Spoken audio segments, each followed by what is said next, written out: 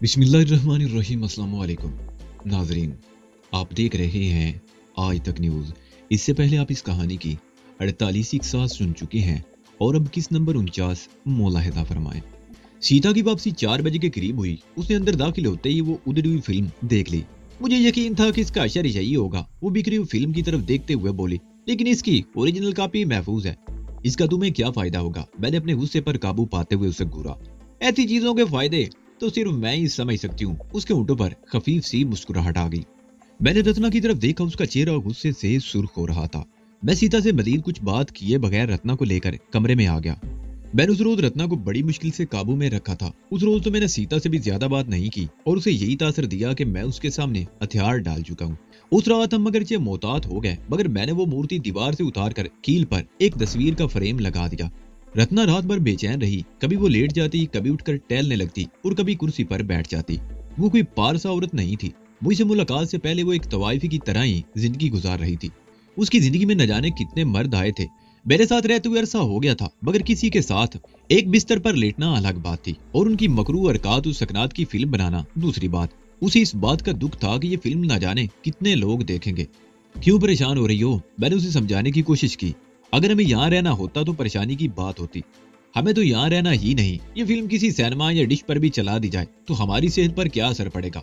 हमें यहाँ कोई नहीं जानता और वैसे भी हम यहाँ नहीं होंगे। ठीक कहते हो, हमें कोई नहीं जानता, हम यहाँ नहीं होंगे, मगर जिल्लत का एहसास मुझे अंदर ही अंदर खाए जा रहा है। रत्ना ने कहा, हम कोशिश करेंगे कि जाने से पहले वो ओरिजिनल फिल्म भी तलाश करके जाया कर दी जाए। मैंने कहा, मगर हम यहाँ से निकलेंगे कैसे? वो बोली, ये तुम मुझ पर छोड़ दो। मैंने कहा, बस तुम ये बात ज़हन में रख लो कि कल शाम तक हम यहाँ से बहुत दूर जा चुके होंगे। कुछ देर तक खामोशी रही। फिर मैं उसे समझाने लगा कि मेरा मंसूबा क्या है और उस पर अमल किस तरह किया जाए। क्या मैं फिर मजबूरी है? मैंने उसे कुछ कहने का मौका नहीं दिया। बस यूं समझ लो कि उसके बाद हमारी सारी मुश्किलें दूर हो जाएंगी। ठीक है, रत्ना गहरा सांस लेते हुए बोली। क्या तुम समझते हो कि कल हमें मौका मिल जाएगा? हाँ, उम्मीद तो है, मैंने सारी लाया। और फिर दूसरे दिन हमें वो मौका मिल भी गया। नाश्ते के बाद सीता बाहर चली गई। उसने कह दिया था कि वो दोपहर के खाने तक वापस आएगी। दूसरा लंबा तड़ंगा मुलाजिम फर्नीचर की डस्टिंग वगैरह कर रहा था। रत्ना लाउंजी में बैठी हुई थी। मैं उठकर बाहर आ गया। चंद मिनट तक इधर उधर घूमता रहा, फिर दरख्त के नीचे घास पर लेट गया। तकरीबन 20 मिनट बाद बरामदे से रत्ना की आवाज सुनाई थी। वो मुझे पुकार रही थी। मैंने अपनी जगह से हरकत किए बगैर उसकी तरफ देखा और मेरे होंठों पर मुस्कुराहट आ गई। मुझे समझने में देर न लगी कि रत्ना अपना काम कर चुकी थी। इस वक्त उसके जिस्म पर भी लिबास ऐसा था कि उसे देखकर सीने में हलचल सी मचने लगी थी। मैंने दोबारा उसकी आवाज सुनी, मगर अपनी जगह से हरकत नहीं की। तकरीबन 2 मिनट बाद मैंने अपने करीब गार्ड की आवाज सुनकर आंखें खोल दी और गार्ड की तरफ देखने लगा। क्या है? मैंने ख्वाबीदा से लहजे में पूछा। आपको श्रीमती जी बुला रही हैं, गार्ड ने कहा। मुझे बड़े जोर की नींद आ रही है यार, उठने को दिल नहीं चाह रहा। उसे किसी चीज की जरूरत होगी, जाओ तुम जाकर पूछ लो, मैंने दोबारा आंखें बंद करते हुए कहा।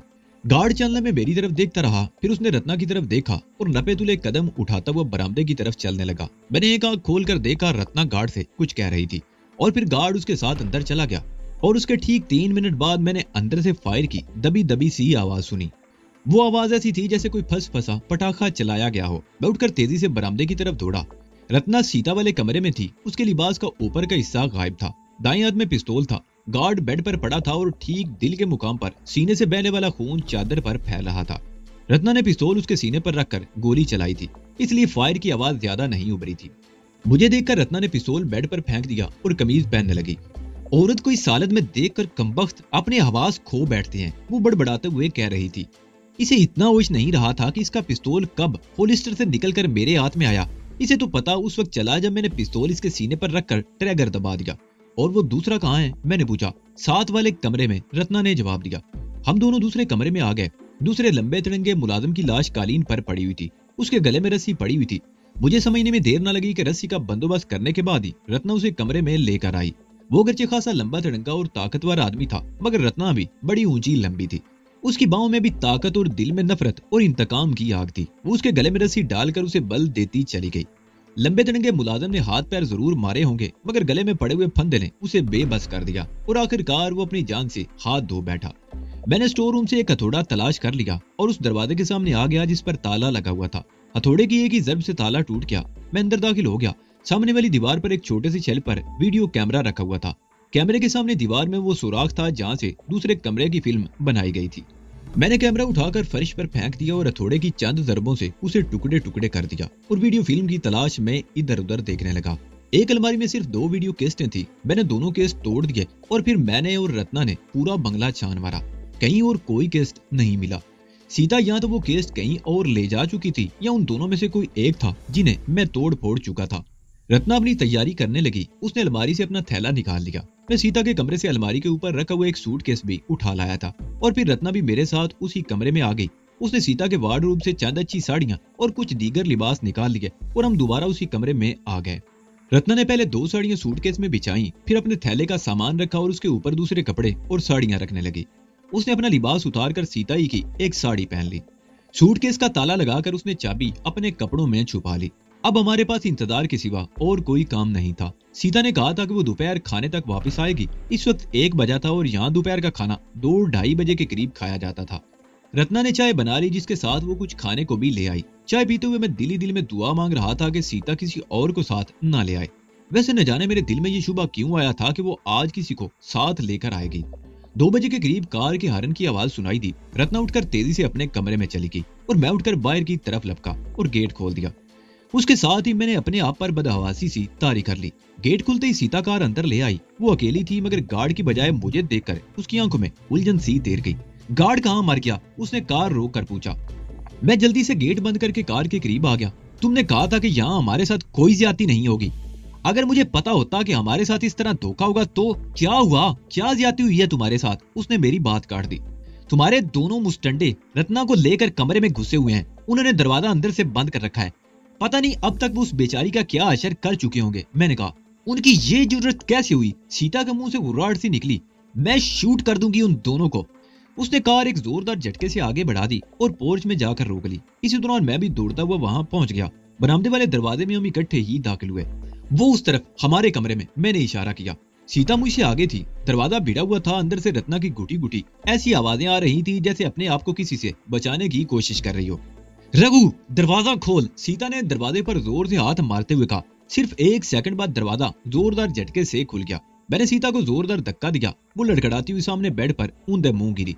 उसके मुंह से हल्की सी चीख निकल गई। वो बेड पर गिरते ही सीधे हो गई। उसी लम्हे रत्ना भी दरवाजे की आड़ से निकल आई। ये क्या? सीता अकला कर रह गई। उसकी आंखों में खौफ उभर आया।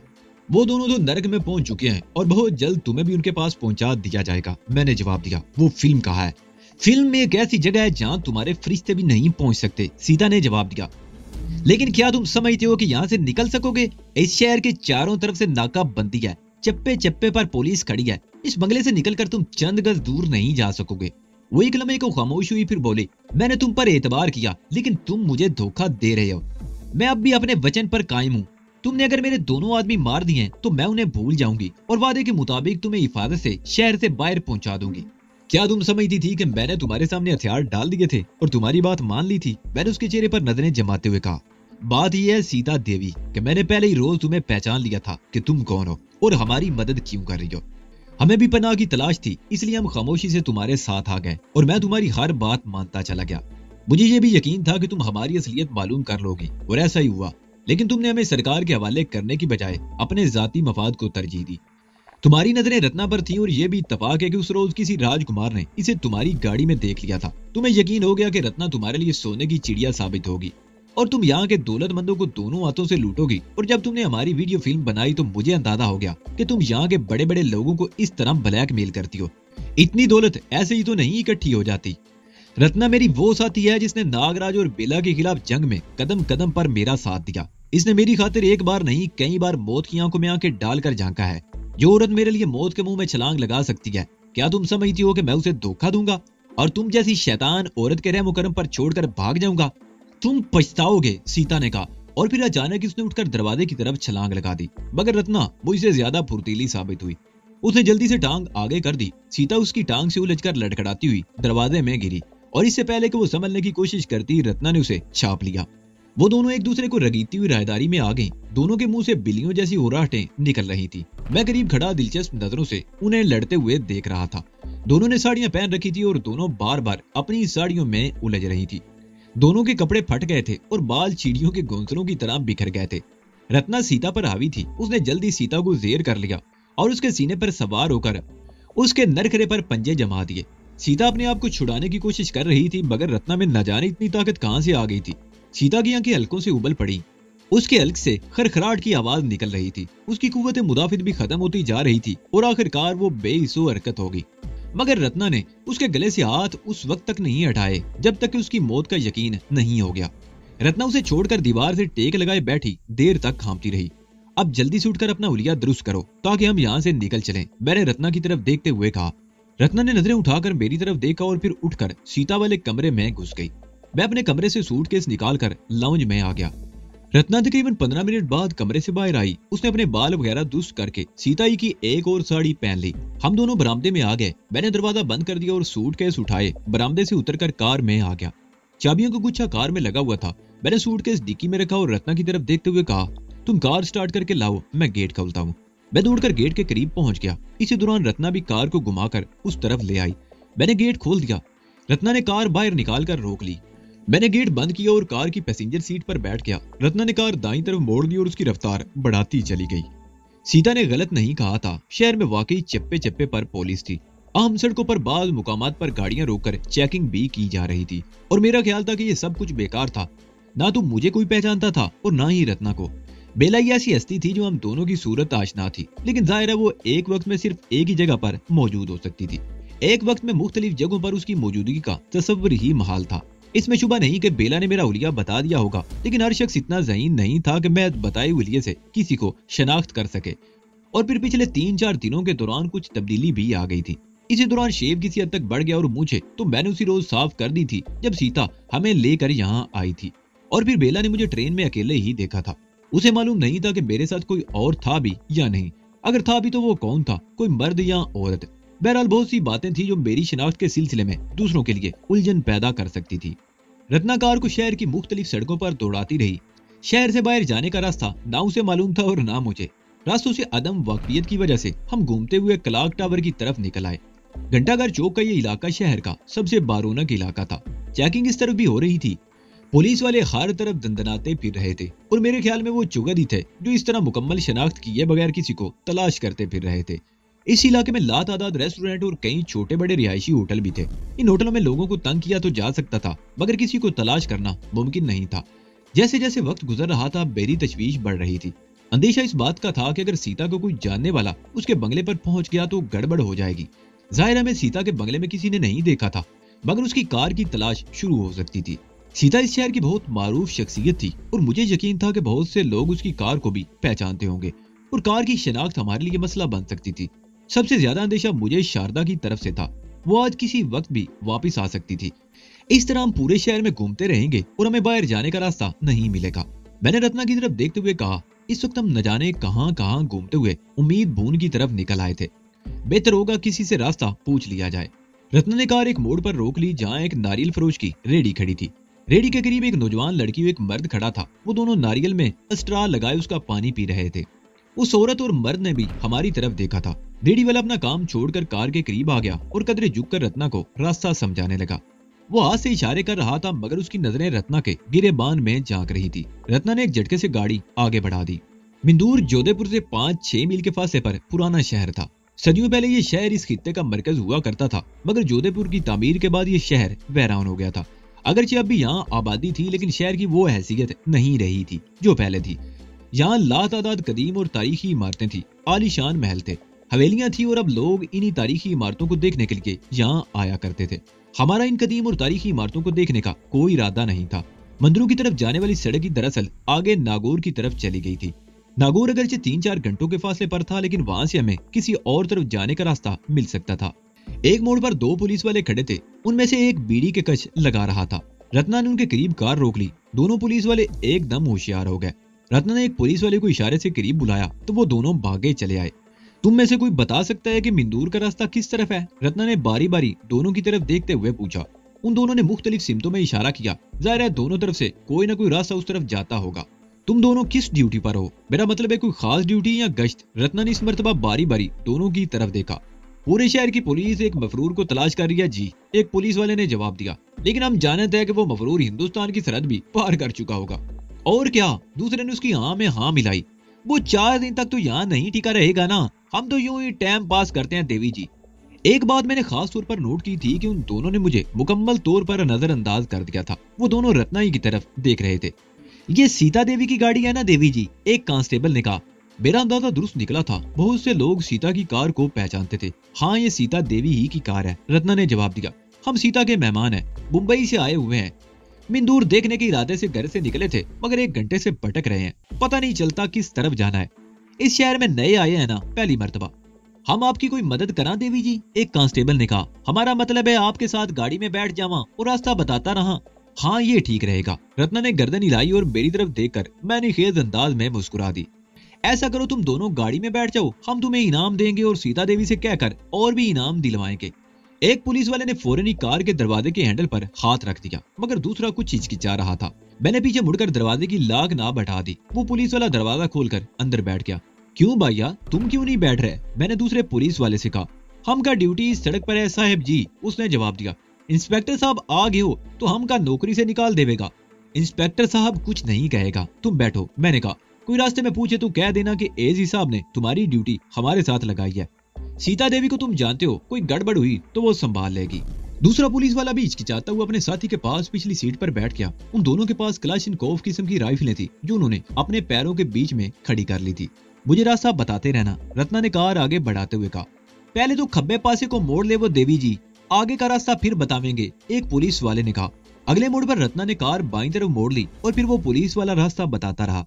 तकरीबन 20 मिनट बाद कार शहर से बाहर जाने वाली सड़क पर पहुंच गई, मगर कुछ आगे जाने के बाद रत्ना को कार की रफ्तार कम कर लेनी पड़ी।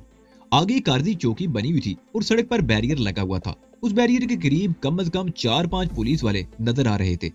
रत्ना ने बैरियर के करीब पहुंचकर कार रोक ली और चारों पुलिस वालों ने कार को घेरे में ले लिया। एक 5वां पुलिस वाला सड़क से जरा हटकर दरख्त के साए में एक कुर्सी पर बैठा हुआ था। वो भी उठकर करीब आ गया। वो सब इंस्पेक्टर था और जाहिर है इस पार्टी का इंचार्ज वही था। उसने पहले कार को देखा, फिर झुककर मुझे घूरा और फिर घूमकर ड्राइविंग साइड पर आ गया। उसने पिछली सीट पर बैठे हुए दोनों कांस्टेबलों को भी देख लिया था। उन दोनों ने बैठे बैठे अपने अपने हाथ माथे पर रख दिए। ये कार तो सीता देवी की है, आप लोगन कौन है और कहाँ जा रहे हैं? सब इंस्पेक्टर ने झुककर रत्ना से पूछा। उसकी नजरें भी रत्ना के चेहरे से फिसलती हुई कहीं और चली गई थी। मैं सीता की कजन हूँ, ये मेरे पति हैं, रत्ना ने बड़े पुरसुकून लहजे में जवाब दिया। हम लोग कल शाम को मुंबई से आए हैं, मिंदूर शहर देखने जा रहे हैं। सीता मसरूफियत की वजह से हमारे साथ नहीं आ सकी। उसने बताया था कि यहाँ कुछ गड़बड़ है, इसलिए सीता के एक दोस्त पुलिस ऑफिसर ने ये 2 कांस्टेबल हमारे साथ कर दिए हैं। रत्ना ने बात करते हुए इस अंदाज में पहलू बदला था कि सब इंस्पेक्टर की आंखों में चमक सी उभर आई। सिर्फ मिंदूर या कहीं और जाने का भी इरादा है? उसने पूछा। सिर्फ मिंदूर, रत्ना मुस्कुराई। बड़ी तारीफ सुनी है वहाँ की तारीखी इमारतों की, 2-3 घंटों में वापसी हो जाएगी। सब इंस्पेक्टर अगरचे मुतमईन हो गया था। हमारे साथ उन 2 कांस्टेबलों की मौजूदगी भी उसके इत्मीनान के लिए काफी थी, लेकिन वो रत्ना से कुछ और भी सवाल करता रहा। इसी दौरान उसने 2-3 मरतबा मेरी तरफ भी देखा था, मगर बिल्कुल सरसरी से अंदाज में। उसकी तवज्जो का मरकज रत्ना ही थी और मैं समझ गया था कि वो सवालात के बहाने ज्यादा से ज्यादा वक्त लेना चाहता था ताकि आंखों को कुछ तरावट पहुंचा सके। तो क्या अब हम जा सकते हैं ऑफिसर? रत्ना ने मुस्कुराते हुए कहा। बिल्कुल, आप जाइए देवी जी, ऑफिसर ने गहरा सांस लेते हुए कहा। वापसी इसी रास्ते होगी ना? क्या कोई और रास्ता भी है? रत्ना के होंठों की मुस्कुराहट गहरी हो गई। 1-2 कच्चे रास्ते और भी हैं, मगर वो आपके लिए मुनासिब नहीं रहेंगे, सब इंस्पेक्टर ने कहा और फिर पिछली सीट पर बैठे हुए कांस्टेबलों को हदायत करने लगा कि देवी जी का ख्याल रखा जाए। रत्ना ने पहलू बदलते हुए सब इंस्पेक्टर को आखिरी झलक दिखाई और मुस्कुराते हुए कार आगे बढ़ा दी। कुछ देर तक तो कार हल्की रफ्तार से चलती रही और फिर रत्ना एक्सीलेटर पर पैर का दबाव बढ़ाती चली गई। बड़ी पुरौनक सड़क थी, सामने से अच्छा खासा ट्रैफिक आ रहा था। बसें भी थी, ट्रक भी और प्राइवेट कारें भी। तेज रफ्तारी की वजह से मिंदूर पहुंचने में ज्यादा देर नहीं लगी। कदीम शहर की इमारतें दूर ही से नजर आ रही थी। ये सड़क शहर के पहलू से गुजरती हुई नागौर की तरफ चली गई थी। सड़क की दाईं तरफ भी इक्का दुक्का इमारतें नजर आ रही थी, मगर शहर का बड़ा हिस्सा सड़क के बाईं तरफ और कदरे हटकर था। आगे एक पेट्रोल पंप है देवी जी, पहले बैठे हुए एक कांस्टेबल ने कहा। वहां से गाड़ी खब्बे पासे मोड़ लियो। पेट्रोल पंप का नाम सुनते ही मैंने कार के डैशबोर्ड की तरफ देखा। रत्ना की नजरें भी उसी तरफ उठ गई। फ्यूल बताने वाली डायल की सुई दरमियान में थी। कांस्टेबल ने बरवक्त याद दिलाया था। रत्ना ने कार पेट्रोल पंप पर रोक ली। टैंकी फुल करवाने के बाद मैंने अदायगी की और कार पेट्रोल पंप की हदूद से निकलकर बाईं तरफ वाली एक सड़क पर आ गई। ये सड़क मिंदूर शहर के अंदरूनी हिस्से की तरफ चली गई थी। ये शहर बिल्कुल वीरान नहीं था। मुकामी लोगों की आबादी भी थी और सियाहों की आमदोरफ्त भी। सड़क के दोनों तरफ बड़ी खूबसूरत इमारतें नजर आ रही थी। 5 बज चुके थे। रत्ना ने एक जगह गाड़ी रोक ली। करीब ही एक ढाबा था। रत्ना ने मेरी तरफ देखते हुए इशारा किया। मैंने जेब से कुछ नोट निकालकर 50-50 रुपए उन दोनों कांस्टेबलों को दे दिए। तुम दोनों उस ढाबे पर बैठकर चाय वगैरह पियो, हम घूम फिर कर 2-2.5 घंटों बाद वापस आ जाएंगे, और अगर वापस ना आए तो समझ लेना कि हमने किसी राजा के महल या हवेली में रात गुजारने का फैसला कर लिया है। ऐसी सूरत में तुम लोग बस पर बैठकर वापस चले जाना। किसी महल या हवेली में रात गुजारने की बात करते हुए मैंने मखसूस अंदाज में एक आंख भी दबा दी थी। कांस्टेबलों को इससे गर्ज नहीं थी कि हम रात किसी महल में गुजारें या खंडर में। 50-50 मिल जाने पर उनकी बाँचें खुल गई थी और वो दोनों कार से उतर गए। 7 बजे तक हमारा इंतजार करना और फिर चले जाना, मैंने उनकी तरफ देखते हुए कहा। रत्ना ने कार आगे बढ़ा दी और फिर शहर से निकलकर मेन रोड पर आने में ज्यादा देर नहीं लगी। मेन रोड पर आते ही रत्ना कार की रफ्तार बढ़ाने लगी। मिंदूर शहर दूर रह गया। नागौर की तरफ से आने वाली ट्रैफिक भी अब कम हो गई। कभी कोई माल बरदार ट्रक या बस सामने से आती हुई नजर आ जाती। सड़क के दोनों तरफ दूर दूर तक वसी व अरीज सहराब फैले हुए थे। किसी वक्त कोई बस्ती भी नजर आ जाती थी। उन बस्तियों को देखकर मुझे हैरत होती थी कि यहाँ के रहने वाले क्या करते थे। सूरज गुरूब हो चुका था। रेगिस्तान में अब भी कहीं कहीं छोटी छोटी पहाड़ियां नजर आ जाती थी। अंधेरा होने के बाद पहाड़ियों के बेवले ही दिखाई दे रहे थे। 7 बजे के करीब रत्ना ने एक छोटी सी बस्ती में सड़क के किनारे एक दुकान के सामने कार रोक ली। यहाँ से खाने की कोई चीज मिले तो ले लो और अब गाड़ी तुम चलाओ, मैं थक गई हूँ, उसने कहते हुए इंजन बंद कर दिया और दरवाजा खोलकर नीचे उतर आई। मैं भी नीचे उतर आया। 2-3 दुकानें घूमने के बाद कुछ चीजें मिल गई जिन्हें हम रास्ते में भी खा सकते थे। रत्ना पैसेंजर सीट पर बैठ गई और मैं ड्राइविंग सीट पर आ गया। मैं पहली मर्तबा इस कार के स्टीयरिंग के सामने बैठा था। बहुत शानदार कार थी। लगता था जैसे हम जहाज पर सफर कर रहे हों। वैसे जोधपुर से भागने में हमें कोई और कार भी मिल सकती थी। हम गन पॉइंट पर कोई भी कार छीन सकते थे, मगर सीता की इस कार का ये फायदा हुआ था कि हमें शहर से निकलने में आसानी हो गई थी। सीता के नाम ने हमें बहुत फायदा पहुंचाया। पहले वो 2 कांस्टेबल मिल गए जिनसे रास्ता पूछने के लिए हम रुके थे। उन कांस्टेबलों ने सीता की कार पहचान ली और रत्ना ने बड़ी दानत का सबूत देते हुए उन दोनों कांस्टेबलों को कार में बिठा लिया। कार में उन कांस्टेबलों की मौजूदगी का भी हमें बड़ा फायदा हुआ। चेक पोस्ट पर पुलिस ऑफिसर पहले सीता की कार और फिर उन कांस्टेबलों की वजह से बड़ी आसानी से झांसे में आ गया था, जिससे हम किसी परेशानी के बगैर वहां से निकल आए थे। अब उन कांस्टेबलों और सब इंस्पेक्टर का क्या असर होगा, इससे हमें कोई गर्द न थी। इतना तो मुझे यकीन था कि जल्द या बदेर सीता और उसके मुआवजों के कत्ल का पता चल जाएगा। हो सकता है अब तक पता चल भी चुका हो और हमारी तलाश शुरू हो चुकी हो। आगे पहाड़ियां शुरू हो गई। ये पहाड़ियां 1.5-2 हजार फुट से ज्यादा बुलंद नहीं थी और दाएं बाएं दूर तक फैली हुई थी। इन पहाड़ियों में बड़े खतरनाक मोड़ थे। ड्राइवर की मामूली सी गफलत मौत के मुंह में पहुंचा सकती थी, इसलिए मैं बहुत मोहतात होकर गाड़ी चला रहा था। ये पहाड़ी सिलसिला ज्यादा तवील साबित नहीं हुआ। दूसरी तरफ छोटे छोटे टीले थे जिन पर सब्जा भी नजर आ रहा था। यूं तो ये कार एयर कंडीशन थी, मगर मैंने एसी बंद करके दोनों तरफ की खिड़कियों के शीशे गिरा दिए थे। ताजा हवा एसी से कहीं बेहतर थी और इस वक्त हवा में किसी कदर ठंड और नमी भी महसूस हो रही थी, जिससे मुझे ये अंदाजा लगाने में दुश्वारी पेश नहीं आई कि कुर्बो जवार में कोई झील मौजूद है। राजस्थान के बारे में आमतौर पर यह समझा जाता है कि ये बंजर और बेबरगोग्यार रेगिस्तान है, लेकिन हकीकत ये है कि ये बड़ा खूबसूरत इलाका है। इसमें शुबा नहीं कि यहाँ मीलों दूर तक ऐसे रेगिस्तान भी फैले हुए हैं जहाँ जिंदगी का तस्वुर भी नहीं किया जा सकता, लेकिन उसके साथ ही सब्जे से ढकी हुई पहाड़ियां और खूबसूरत कुदरती झीलें भी हैं। किसी झील के बारे में मेरा ख्याल दुरुस्त निकला। थोड़ा ही आगे जाने के बाद दाईं तरफ एक मोड़ पर संग्राम नगर और संग्राम लीग का जो बोर्ड नजर आया, हिंदी और अंग्रेजी में लिखा हुआ था। ये बोर्ड कार के हेडलैम्प्स की रोशनी में दूर ही से नजर आ गया। कार जैसी उस बोर्ड से आगे निकली, मैंने कार रोक ली। क्या हुआ? रत्ना ने सवालिया निगाहों से मेरी तरफ देखा। उस तरफ से चलते हैं, मैंने कार को रिवर्स गियर में लेते हुए जवाब दिया। मेरी छठी इसकी किसी खतरे का एहसास दिला रही है। न जाने ये ख्याल बार बार क्यों आ रहा है कि हमारा पीछा हो रहा है और पीछा करने वाले हमारे करीब पहुंच रहे हैं। पीछे तो मीलों दूर तक कोई गाड़ी नहीं है। रत्ना ने पीछे मुड़कर देखते हुए कहा, अगर कोई गाड़ी होती तो उसके हेडलैम्प्स की रोशनी जरूर आती। मेरी छठीस भी गलत नहीं हो सकती, मैंने कहा, और कार को काफी पीछे ले जाकर बोर्ड के करीब उसी रास्ते पर मोड़ लिया जो टीलों में बल खाता हुआ अंदर की तरफ चला गया था। ये रेत के टीले नहीं थे, सुर्ख बुरबुरी मिट्टी थी। हम पीछे जो पहाड़ियां छोड़कर आए थे वो भी सुर्ख थी। टीलों के दरमियान बल खाता हुआ रास्ता कच्चा था। कार की रफ्तार भी ज्यादा तेज नहीं हो सकती थी। सड़क के मोड़ पर लगे हुए बोर्ड पर संग्राम का फासला 12 किलोमीटर लिखा हुआ था, लेकिन मेरे ख्याल में यह फासला 20 किलोमीटर से कम नहीं था। टीलों के इख्तिताम पर नशेबी इलाका था जहाँ कुछ दूर एक बस्ती की रोशनियां नजर आ रही थी। टीलों से निकलते ही ताड़ और नारियल के दरख्तों का सिलसिला शुरू हो गया। झील के किनारे पर आबाद संग्राम नामी वो बस्ती खासी बड़ी थी और मेरे अंदाजे के मुताबिक उसकी आबादी 5000 के लगभग जरूर होगी।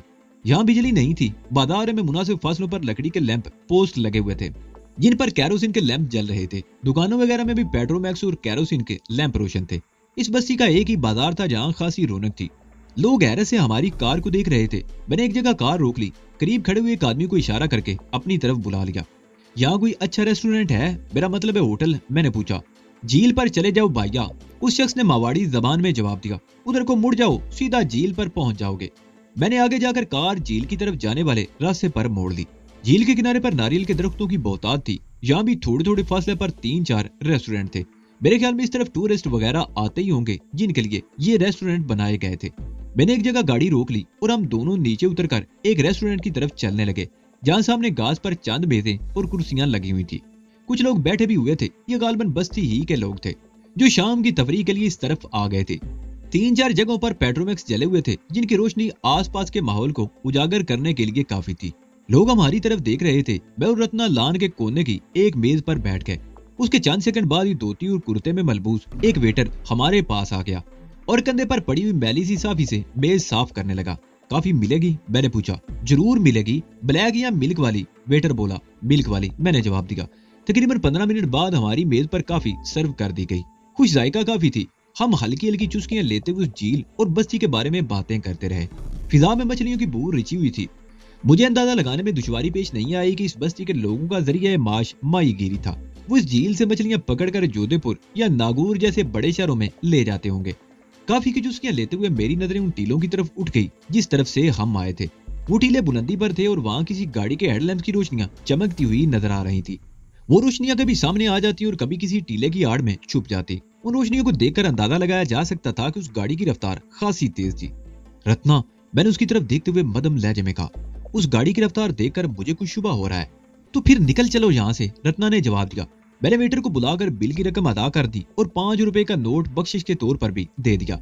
नागौर जाने के लिए एक रास्ता तो वो है। मैंने वेटर को मुतवज्जो करके टीलों की तरफ इशारा किया। कोई दूसरा रास्ता भी है। उधर झील के साथ साथ चले जाओगे तो 30 कोस आगे चरमपुर है। उस गांव से आगे एक बहुत बड़ी मूर्ति बनी हुई है। उसके साथ ही वो रास्ता मेन रोड से जा मिलता है। ठीक है, धन्यवाद। मैंने फौरन ही कुर्सी छोड़ दी। रत्ना भी एक झटके से उठ गई और हम दोनों तेज तेज कदम उठाते हुए कार के करीब आ गए। रत्ना ने पैसेंजर सीट पर बैठे ही साड़ी में छुपा हुआ पिस्तौल निकालकर गोद में रख लिया। मैंने इंजन स्टार्ट करके कार एक जोरदार झटके से आगे बढ़ा दी। लोगों ने हमें यहाँ आते हुए भी देखा था और जाते हुए भी देख रहे थे। अगर टीलों की तरफ से आने वाली उस गाड़ी में हमारे मुखालफीन ही थे तो वो कस्बे में दाखिल होते ही हमारे बारे में जरूर पूछेंगे और फिर झील तक पहुंचने में उन्हें ज्यादा देर नहीं लगेगी। और मैं जानता था कि इसी दौरान अपने और उनके दरमियान ज्यादा से ज्यादा फासला हायल कर लूंगा। मैंने कार को वेटर के बताए हुए रास्ते पर डाल दिया। झील के किनारे के साथ साथ ये रास्ता भी कच्चा था। कार की तेज रफ्तारी की वजह से सुर्ख मट्टी उड़ रही थी। मैंने डैशबोर्ड पर लगा हुआ एक बटन दबाकर दोनों तरफ के शीशे चढ़ा दिए और एसी ऑन कर दिया। रत्ना बार बार पीछे मुड़कर देख रही थी। वो गाड़ी अभी झील की तरफ नजर नहीं आई थी। मैं कार की रफ्तार बढ़ाता चला गया। ये रास्ता झील के साथ साथ तकरीबन निस्फ मील तक चला गया था और इसी आगे झील से बदतरी दूर हटता हुआ टीलों में दाखिल हो गया। शुरू में तो ये छोटे छोटे टीले थे, लेकिन आगे जाकर इन्होंने छोटी छोटी पहाड़ियों की सूरत इख्तियार कर ली, जिन पर झाड़ियां और पौधे वगैरह तो थे मगर कोई दरख्त नजर नहीं आया। वो गाड़ी उस रेस्टोरेंट के करीब रुकी जहाँ से हम उठकर आए। रत्ना ने पीछे देखते हुए बताया। मैंने कार की रफ्तार कुछ और बढ़ा दी। अगर ये हमारे मुखालफिन की गाड़ी थी तो वो लोग हमारे पीछे आने में देर नहीं लगाएंगे। गाड़ी से उतरकर उन्हें जैसे ही पता चलेगा कि हम लोग यहाँ से निकल गए हैं तो वो फौरन ही हमारे पीछे लग जाएंगे। टीलों के बीच रास्ता बल खाता हुआ जा रहा था जो बिल्कुल तंग था, जिसकी वजह से रफ्तार भी नहीं बढ़ाई जा सकती थी। चंद मोड़ काटने के बाद सामने वाली चट्टान पर कुछ ऊपर रोशनियां पड़ते देखकर मैं चौंक गया। मुझे समझने में देर ना लगी कि वो गाड़ी उन्हीं लोगों की थी। कोई मोड़ घूमते उसके हेडलैम्प्स की रोशनी सामने वाली चट्टान पर पड़ी थी। उस गाड़ी को अपने ताकुम में देखकर ये बात भी मेरी समझ में आई थी कि जोधपुर से हमारे ताकुम में एक गाड़ी नहीं 2 या मुमकिन है 3 गाड़ियां आई होंगी। वो लोग रास्ते में पड़ने वाली बस्तियों से हमारे बारे में पूछते हुए आए होंगे और ये बस्ती मेन रोड से चूंकि बहुत हटकर थी इसलिए एक गाड़ी इस तरफ आ गई थी और बाकी गाड़ियां सीधी मेन रोड पर निकल गई थी। और ऐन मुमकिन है कि जब हम रामपुर नामी गांव से दोबारा मेन रोड पर पहुंचे तो वहां भी कोई गाड़ी हमारी मुंतजिर हो। रत्ना ने पिस्तौल हाथ में ले लिया। मैंने भी खिड़कियों के शीशे गिरा दिए ताकि जरूरत के वक्त फायर करने में कोई दुश्वारी पेश न आए। उसके साथ ही मैंने भी अपना पिस्तौल जेब से निकालकर हाथ में रख लिया। ये दोनों पिस्तौल माउंट आबू से हमारे पास थे। हम 4 दिन तक सीता के यहाँ रहे थे मगर अपने पिस्तौल की मौजूदगी की हवा तक लगने नहीं दी थी। मैं सीता को बहुत चालाक समझता था। बाद मामलात में तो उसने वाकई बहुत चालाकी का सबूत दिया था। मसला ये है कि उसने हमारी असलियत मालूम कर ली, मगर एक मामला वो दुनिया की सबसे बड़ी अहमक साबित हुई थी। हमारे बारे में सब कुछ जानने के बावजूद उसने हमें अपने काबू में रखने का कोई बंदोबस्त नहीं किया था। हालांकि मैंने धमकी भी दी थी कि अगर हमारे साथ धोखा करने की कोशिश की गई तो उसे जिंदा नहीं छोड़ूंगा। उसके बावजूद उसने हमारी निगरानी के लिए मजीद आदमियों का इंतजाम नहीं किया था। सिर्फ अपने 2 आदमी पर भरोसा किया था जो बड़ी आसानी से रत्ना का शिकार हो गए। उस हवाले से एक बात मेरी समझ में आती थी, वो ये कि रत्ना को देखकर वो सब कुछ भूल गई थी और उसने मेरी बात का यकीन कर लिया था कि मैं रत्ना को छोड़कर चला जाऊंगा, और अगर मैं वाकई उसकी बात मान लेता तो वो यकीनन मुझे इस तरह बाहिफाजत शहर से निकाल देती कि किसी को पता भी ना चलता। पहाड़ियों में ये तंग सा रास्ता मजीद दुश्वार और तंग होता जा रहा था। सामने से अगर कोई छोटी कार भी आ जाए तो उसे क्रॉस करने के लिए जगह ना मिलती, और मैं सोच रहा था कि कहीं मैं गलत रास्ते पर तो नहीं आ गया। लेकिन दूसरी गाड़ी भी हमारे पीछे ही आई थी। मुझे ये भी अंदेशा था कि किसी मोड़ पर गाड़ी जवाब ना दे जाए। मर्सिडीज कार ऐसे पहाड़ी रास्तों पर चलने के लिए नहीं बनाई गई थी। एक और मोड़ घूमते ही मुझे कार रोक लेनी पड़ी। सामने एक अमूदी चट्टान थी और आगे जाने वाला रास्ता बंद था। अलबत्ता दाईं तरफ एक तंग सा रास्ता था। मैंने कार को किसी कदर रिवर्स में लिया और फिर गियर बदलकर उसे उसी तंग से रास्ते पर मोड़ दिया। कुछ दूर तक तो ये रास्ता खासा तंग रहा, फिर बतदरीज कुशादा होता चला गया। 2-3 मोड़ काटने के बाद हम एक बार फिर नशेब की तरफ जाने लगे। एक मोड़ घूमते ही झील के दूसरे किनारे पर बस्ती की रोशनियां भी दिखाई दे रही थी, मगर मैंने ज्यादा तवज्जो नहीं दी। और फिर एक मोड़ घूमते ही मुझे कार का ब्रेक पैडल दबाना पड़ गया। उसके साथ ही मेरा दिल उछलकर हल्क में आ गया। सामने एक जीप खड़ी थी जिसकी बत्तियां बुझी हुई थी। जीप के आसपास किसी के मौजूदगी के आसार दिखाई नहीं दे रहे थे। मैंने रत्ना की तरफ देखा। उसके चेहरे पर भी हवाइयां उड़ रही थी और आंखों में वहशत भर गई थी। मैं इधर उधर देखने लगा। जीप इस तरह खड़ी थी कि रास्ता बिल्कुल बंद हो गया था। पिछला मोड़ तंग होने की वजह से कार को रिवर्स में भी नहीं लिया जा सकता था। और फिर उसी लम्हे वेराने में एक आवाज गूंजती हुई सुनाई दी, नाजी, तुम लोग हमारी राइफलों की इज्जत पर हो। कार के हेडलैम्प जलते रहने दो और नीचे उतरकर सामने रोशनी में आ जाओ। कोई गड़बड़ की तो भून दिए जाओगे।